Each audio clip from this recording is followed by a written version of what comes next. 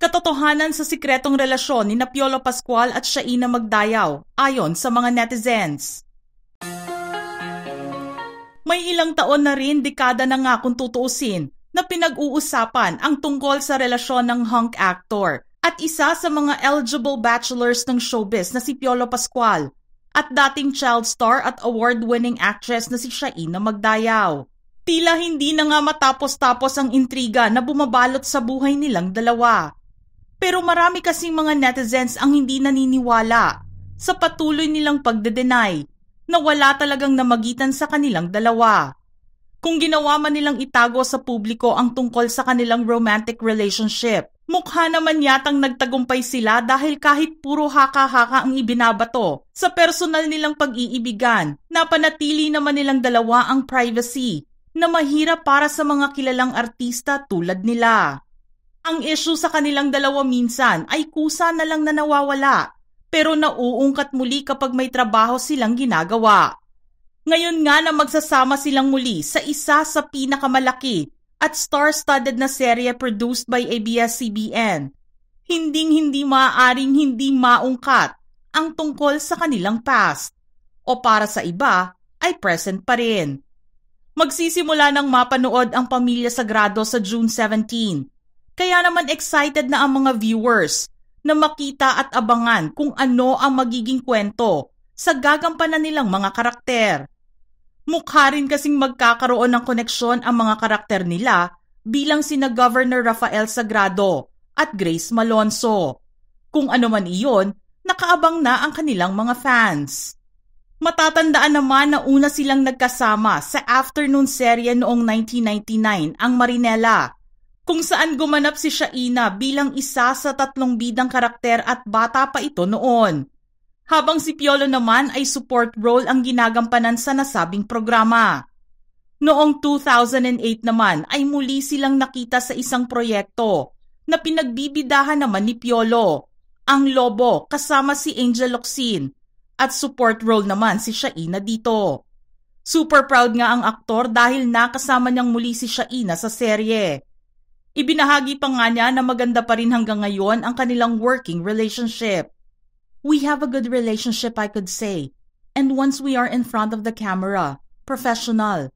Shaina Magdayaw, take 1 yan. Magaling, masarap na ka-eksena, masarap na kasama. Nice, really nice ha? May constant ang paglalarawan ni Shaina kay Piolo. Pero para sa aktor, very good friends lang sila at bata pa lang siya, ay nagkakatrabaho na silang dalawa ng aktres. We're good friends. Shaina and I are friends for so long since we were kids. Kasi child star pa lang nakikita ko na, di ba? Napabalitang nagde-date sina Piolo at Shaina noon pa mang 2012. Pero sa kabila ng hindi paglalagay ng official label sa status ng kanilang relasyon, sinabi ng aktor na pinahahalagahan niya ang pagpayag ng aktres to put up with him at enjoy din sila sa company ng isa't isa. Nakita nga sila noon na magkasama sa galaan noong nasa Singapore, ang Sunday musical variety show na ASAP 2012. At masaya silang nagkaroon ng bonding time doon. Nag-post pa nga si Shaina ng mga larawan nila ni Piolo sa social media. Doon naman ay sinasabi niyang handsome date niya ang aktor. Gayunpaman itinanggi niya na may namamagitan sa kanilang dalawa. At sinabing sadyang very gentleman lang talaga si Piolo, dahil sinamahan siya nito sa kanyang pamamasyal sa nasabing bansa. Naging hot topic din silang dalawa sa online community noon dahil nakita sila ng isang netizen na magkasama sa isang bakasyon. Ibinahagi ng netizen na ito ang ilang larawan ni Piolo at Shaina habang nasa Bohol kasama ang iba pang mga celebrities tulad ni Raymart Santiago. Doon sa litratong iyon ay makikita ang sweetness nila sa isa't isa na magkayakap. May litrato rin silang kumalat sa social media at makikitang magka-holding hands naman sila at interlocked ang kanilang mga daliri. Minsan na ring nabalita ang pagbubuntis di umano ng aktres at ang itinuturong ama ay walang iba kundi si Piolo Pascual.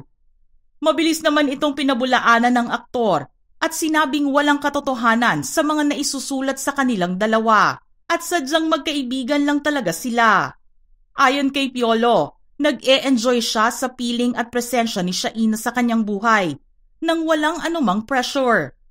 Matagal na rin niyang sinasabing busy siya at walang oras para makipag-date at magka-girlfriend. Tingnan po natin ang mga mangyayari. Let's see. It's just for now. I'm really busy and it's just something that I don't have any time for. So I don't want to be unfair.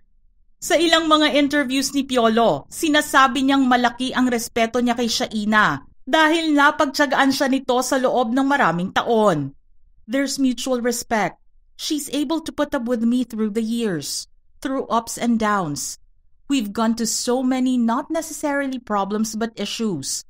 She stuck by me, stood by me. She never wavered. That's one thing I really appreciate about Shai. That's why we are still around. Minsan din niyang nasabi na dahil single siya, sana ay single din si Shaina. I'm not dating anyway, so what you see when we're together is really how we are. So, I hope she's not dating too. Pero mas tinututukan niya ang pakikipagtrabaho sa aktres kaysa sa isipin ang personal stuff sa pagitan nila. Let's cross the bridge. I don't want to get ahead of myself. I'm more for the work. We want to continue his legacy. We want to give it our best. So I'll put aside the personal stuff first. Ang tinutukoy niya ay ang naiwang pamana ng namayapang si Deo Andrinal, na head ng Dreamscape Entertainment, ang sangay ng ABS-CBN, na producer ng dekalibreng mga serye at pelikula. Kung may mangyayari man sa pagitan nila ni Shaina, wala siyang balak na ihayag ito sa publiko. Oo, sa tanda nating to, what you see is what you get. I'm not trying to hide anything or do something. If it's there, if it's happening, people are gonna see it. If there's anything, people are gonna know anyway.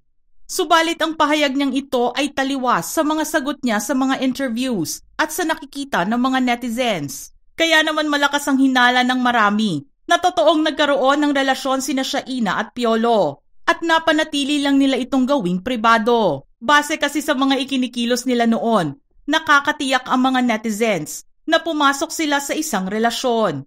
Iyon nga lang ay kinailangan nilang maghiwalay dahil pareho silang abala sa trabaho. Hindi nila ito isinapubliko at dahil dito, na-maintain nila ang pagiging mabuti nilang magkaibigan. Sa kabilang banda, sinabi naman ni Shaina na mas gugustuhin niyang wag na munang mag-isip tungkol sa ibinabato sa kanilang chismis ni Piolo dahil gusto niyang ang susunod niyang makakarelasyon ay iyong pangmatagalan na. I'm at the point of my life that I really value the word commitment. I guess that's why I'm also taking my time. Naniniwala ang karamihan sa kasabihang time is the ultimate truth teller. Kaya naman malamang isang araw ay magkaroon din ng kasagutan ang mga katanungan ng ilan sa atin. Pero sa nakikita ni Piolo, trabaho pa rin ang prioridad niya sa buhay.